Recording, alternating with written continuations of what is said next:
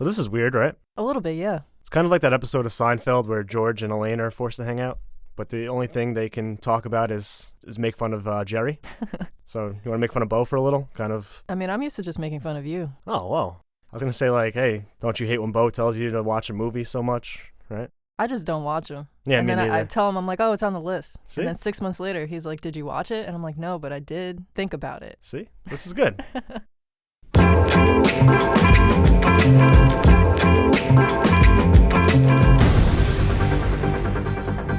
Dracula is dead by my hand and the hand of a speaker and the hand of the last of the Belmonts.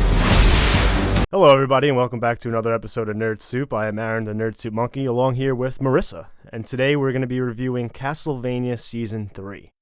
Castlevania was adapted from a video game. Have you ever played the video game? No, actually, before the show, I hadn't even really heard of the video game. Like, I knew who Alucard was, generally, but besides that, didn't know much. Me neither, but it's honestly, when we talk about video game adaptations, and we've always talked about on this channel that the best way to do it is through television, because you have more time to develop your characters, develop your story, and I'm not familiar with the video game, but I would assume that it's a good adaptation, and probably one of the better ever done when you consider the majority of the time it just ends up not being that great when you adapt video games. The thing about video games is that majority of what you do is playtime. Like, video games have between 40 and 60 hours of playtime.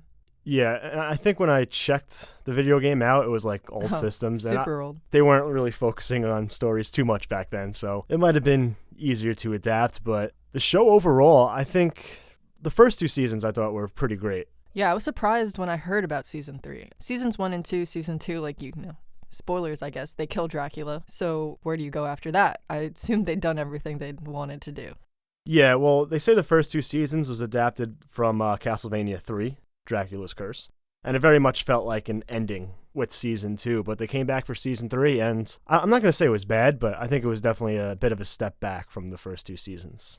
Yeah, I definitely didn't enjoy it as much, but I did find the way they split up the storylines to be pretty interesting. But the con of having everyone just be in separate places all season is that I feel like you're going to care about some storylines more than others, and that's what happened for me, at least. Yeah, same. And I think the strong part of most of the first two seasons was the big three of Alucard, Trevor, and Sypha. And separating them, I thought I wasn't as interested in Alucard's storyline. And I think those three worked so great together in the previous season that it kind of, I don't know, I was kind of a little disappointed in that. I mean, yeah, his opening scene where he's like mocking them. That was hilarious. It was great. And I was like, oh, so he'll have this and then they'll come back because he's feeling lonely. And then that never happened. Yeah. A lot of what I liked about Season 3 is basically what I think about the whole show. Everything from the animations to some of the fighting animations I thought are all fantastic. And I think all the voice performances are pretty great. And I think the characters are pretty great too, especially Trevor, Sypha, and Alucard. But like I said before, I think separating them into their own storylines hurt it a bit. And obviously it's a show about Dracula, and when you kill him off in Season 2, I think that kind of presence was missing from this season. Well, I guess we'll start with Alucard's storyline. He is in Dracula's castle outside of the Belmont castle, and he's very lonely. And that really got me at the beginning. I was so excited. I was like, this man just killed his father. He's depressed. There's clear trauma here to unpack. Yeah. That was such a great scene, too, that fight sequence with Dracula, and then that moment when he killed him. That was amazing. And he's just slowly disappearing. Everyone's crying. I was crying. And I was like, now he killed his father, and now he's living in the house he grew up in with all these reminders. And they say multiple times in Season 2 what a loss Dracula's death is just because of how much knowledge he holds. Yeah. So the premise of two new people showing up, they want to learn this knowledge, and Alucard wants to be the one to give them this knowledge in the way that his father never really did, besides unless it was for his mother. Yeah, I thought it was nice when Taka and Sumi first showed up. I thought him having other relationships and kind of getting more of a sense of humanity and it would kind of steer him away from where his father went wrong, right? Because obviously Trevor and Sypha he was close with, but I guess getting more insight into different humans and how they were brought up and what their feelings are towards vampires, seeing as they told the story of why they want to learn how to kill vampires, I thought would have been interesting, but I feel like it kind of fell flat at times. And the whole I think it's because they didn't, in general, that storyline didn't get much screen time throughout the season. It was a mention here or there about, Alucard wants to really pace the knowledge that he's giving them, but they want it all at once. And so pretty clearly from the beginning, you can see that they're going to betray him at some point. Yeah, I feel like that just happened, though. It's like one moment they're all happy and, they're eating and they're showing him, he's giving them tours of the castle and all this. And then next minute they're like, you're lying to us. Let's have sex with you and kill you. It's like, let's, have an orgy. Which, that took me by surprise. Was not expecting that one. No, I was not either. I just assumed are they brother and sister? They are brother and sister. Okay, yeah, that makes it even weirder. Yep. Okay. Because when that happened, I'm like, oh, maybe they're just friends. Or like they have like a relationship. But like, oh, no, okay. And then he straight up, slits their throats. That was pretty cool, and, though. Puts I them on spikes. forgot about the flying sword. Yeah, puts them on spikes outside of his house. Yeah, nice little homage to Dad there. I wonder if going forward that's going to... I still think he's a good character, but maybe his view on humanity gets skewed a little bit. There is going to be a season 4, so I guess they'll dive into that. But, like, it was pretty funny during that scene of them using sex to kind of seduce, distract, and betray. That was happening with Lenore and Hector, and she kind of did the same thing, and we kind of seen that storyline all play out in Styria. That was, I guess, one of the other main storylines this season, where you see them trying to use Hector to create these night creatures in order to take over Eastern Europe and kind of do their version of what Dracula wanted, but in their way. I found that storyline in Styria to be really interesting, actually.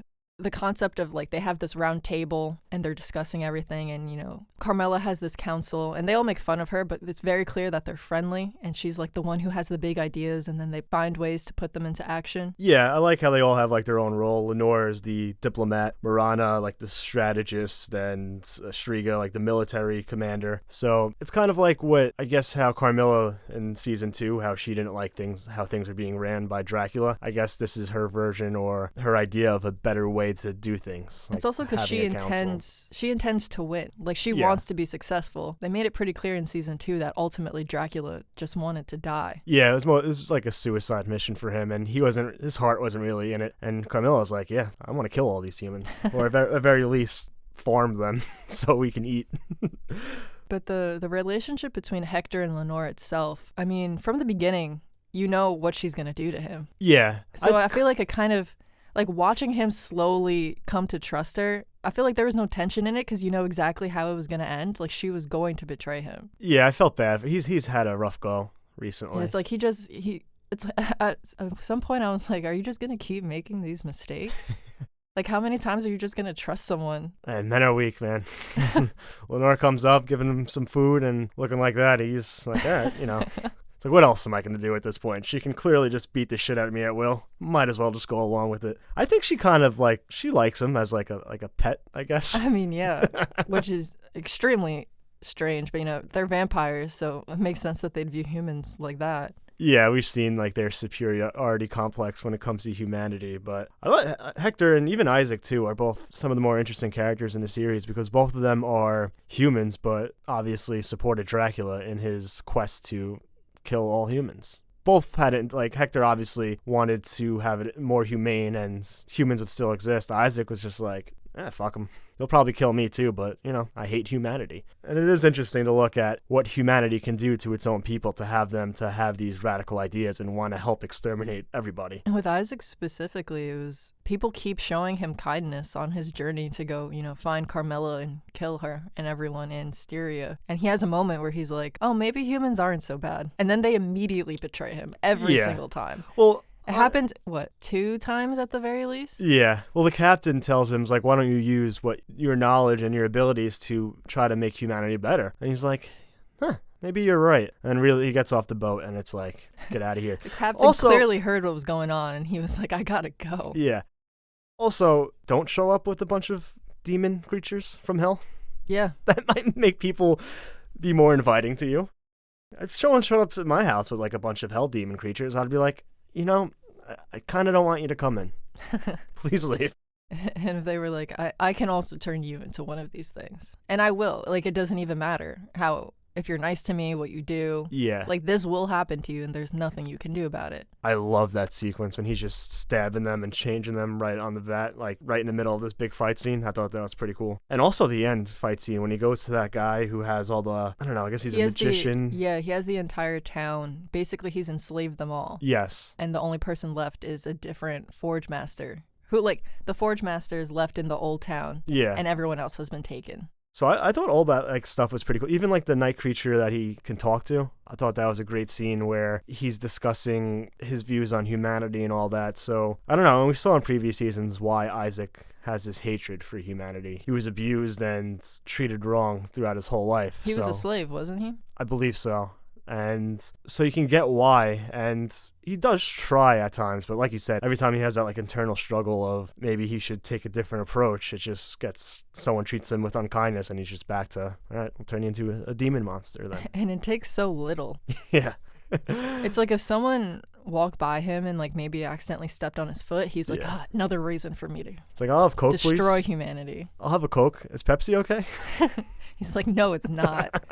Sticks the dagger in their heart, turns them into a demon. But he also, it's interesting because, like we said, with everyone at Styria, I think that's he wants Zamir to take his army there to avenge Dracula. So I think that'll be an interesting plot point if in the further seasons, if he does go there and they kind of battle it out with him and Hector on each side, people who were once, I don't know if they're ever friends, but like associates kind of in the same vein of being a forge master head to head. I wonder how that's all going to play out. But yeah, the visual of Isaac defeating that older wizard or whatever he is specifically, and all the people on the outside of the building just falling. Yeah. He's just like, more people to add to my army. He got blessed. Like, all these people are definitely dying. He's watching them fall. And that's, I don't know, that visual I found very striking, I guess. Yeah, I mean, he's adding numbers now. Because in that kind of situation, you would think if Isaac was someone who actually cared about humanity and like, I guess, a normal hero, everyone falling like that, the situation wouldn't be over. He wouldn't be like, I'm done with what I needed to do now. Yeah. He could probably also like twist it in his mind as he's freeing these people. And I guess that's kind of what the demon said to him, the night creature that talked to him said. It's like, he kind of thanked him for giving him like a second life and back on Earth. So in a weird way, he probably thinks that he's helping a lot of these people. Yeah, there's a lot of complicated things to unpack with Isaac. Yes, definitely. And the show does have these deeper psychological type philosophical questions, and I think some of the action sequences are fantastic too, but it's also very funny. And I think most of that comes from Trevor and Sypha. Yeah. They're my favorite part of the season. They were my favorite storyline. And just their relationship too, just how different they are, but they're so fun together. I love Sypha, just like she just wants to, the only thing that's fun to her is just being in the most dangerous positions possible. And everyone's like, you're kind of psychotic. And she's like, yeah, isn't it great? So yeah, they're definitely the best part of this season, just their relationship. But I thought their story could have been a little better. Yeah, the way it ended. In general, every storyline this season had besides maybe for Carmela and her court, everyone, it was basically kind of bittersweet or just straight up sad. Yeah. I thought a lot of it was interesting, especially with like Saint Germain and this. I thought their storyline was going to be the most, I guess, heroic, like typically heroic. Like they go to this town, they find out that there's something deeper going on, they destroy the villain, and then it's like a victory. And it was until, they go and find out that the judge was actually secretly killing children and keeping their shoes as trophies. That was odd. I don't think what did that add? Yeah, it felt a bit shoehorned in. Yeah. I don't know. I just thought of him as like a stern type, a bit of an asshole, but I want what's best for my town. Like that moment where he just said, fuck them kids. The moment when he's being real sus, Casey's like sweating and he has the shoes and he's like, I can't let them see me do this. I was like, wait, what is going on here? What is he hiding? Is it necessary for him to also murder children? Yeah. As opposed to this separate, like it doesn't even directly impact the storyline. It's just that the pit he uses to kill children also kills Sala. Yeah. I think I would have enjoyed it more if it was, because he obviously seems suspicious throughout the season, but I would have liked it more to be like his secret tie-in more with the greater story. Yeah. Like maybe he's doing something with the Priory, or he's part of some other group and he's trying to do this, or something to do with vampires, Dracula, and the overall, I guess, story. But no, he didn't.